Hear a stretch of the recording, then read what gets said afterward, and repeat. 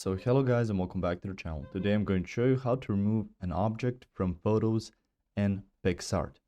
So the first thing you want to do is open up your project. So on here you can see some of the stuff that you can set up, and you can see an object kind of blocking the entire photo. So on there you can see the options underneath like text, add photo, shape, sticker, background, layout, and so on. You can even see some other options on here.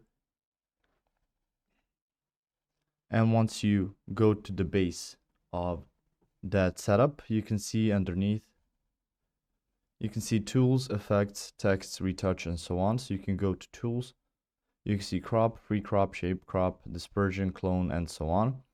And from here, I will just suggest you use the option remove.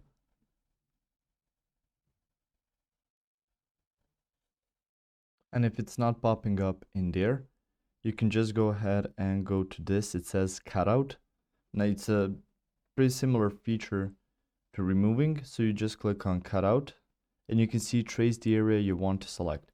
So if you click on select, or you can go to outline, you can see person, face, auto, clothes, and sky. So you can pretty much remove anything. You can even ask it to select it. So if you go something like this, so I want this to be removed, and I click on the top right to remove it.